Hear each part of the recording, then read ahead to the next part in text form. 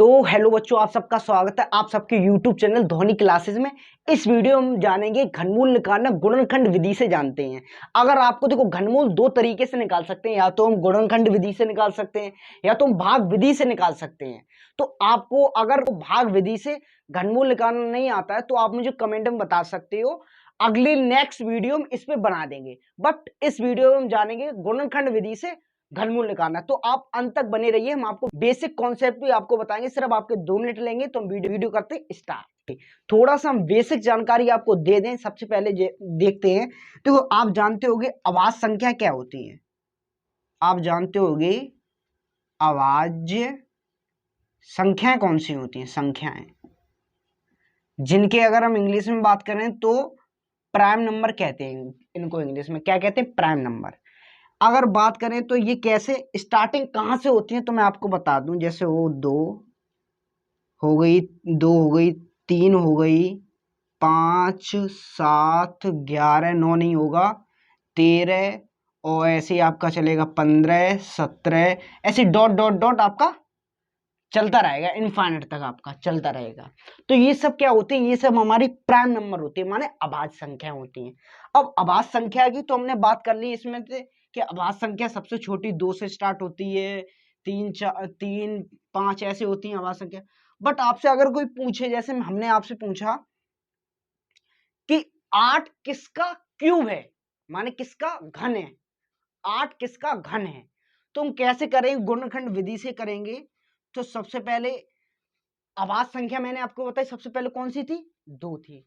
तो 2 से काटेंगे तो 2 चौकू 8, फिर 2 से काटिए तो 2 दूनी 4, फिर 2 से काटिए, जब तक काटेंगे जब तक हमें 1 प्राप्त ना हो जाए। अब यहाँ पे देखा हमारा क्या बना, यहाँ पे हमारा 2 गुणे 2 गुणे 2। अब अगर हम देखें 2 दूनी 4, 4 दूनी 8, तो 8 का हमें क्यूब पूछा था, 8 का घन पूछा, तो इनमें से हम इन तीनों में से एक संख्या उठा लेंगे, 2। तो 8 का हमारा घन माने 2 का घन कितना होता है? 8, तो हम बता देंगे। ऐसे ही हम अब चलते हैं अपना पहला सवाल पे। बेसिक कॉन्सेप्ट हम आपको बता चुके हैं साथियों। अब हम चलते हैं अपने पहले सवाल पे। पहला सवाल हमारा क्या है? तो हमने देखा ये कह रहा है कि 512 का गुणनखंड विधि से घनमूल निकालिए। तो सबसे पहले हमें क्या करना, जो सवाल बोले वो ही करना। तो यहाँ पे एक अंडरलाइन करनी है, यहाँ पे लिखना आपको 5 से 12। यहाँ पे कितना लिखा है? 512 लिख लो। अब इसने बोला गुणनखंड विधि से, गुणनखंड कर लेंगे हम।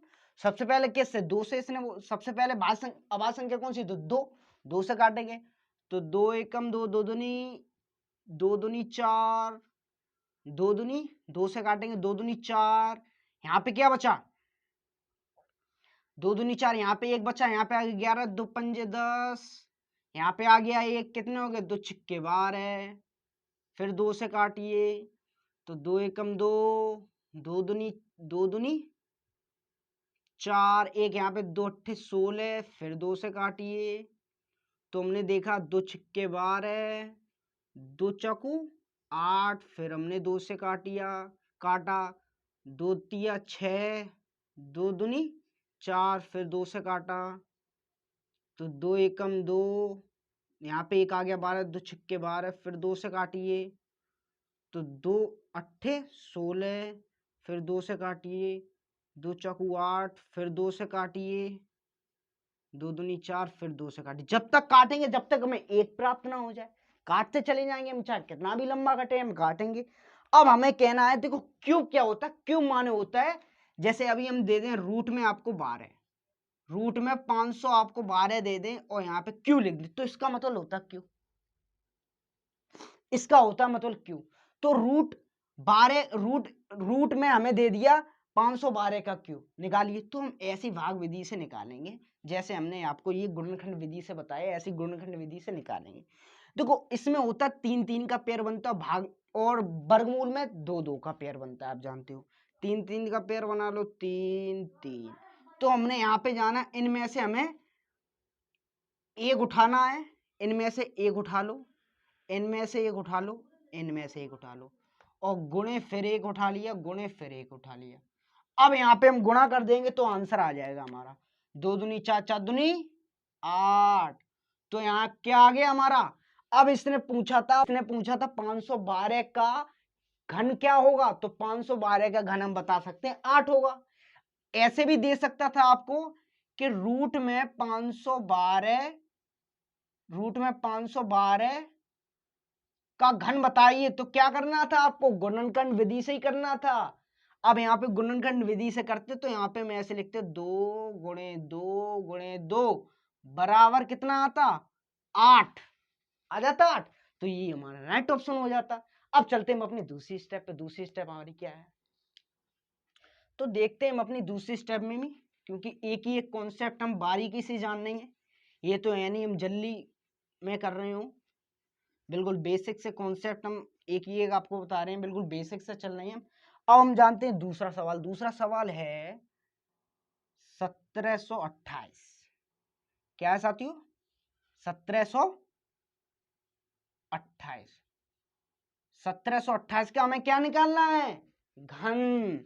तो वही प्रोसेस, पहले 2 से अभाज्य संख्या से 2 तो 8 16 दूने में 18 ज्यादा हो जाएंगे, एक यहाँ पे 12 2 छक्के 12 2 चकू 8, फिर 2 से 2 चकू 8 2 तिया 6 2 दुनी 4, फिर 2 से तो 2 एकम 2 दुनी 4 2 एकम 2 और यहाँ पे एक आ गया, कितने हो गए 12 2 छक्के 12।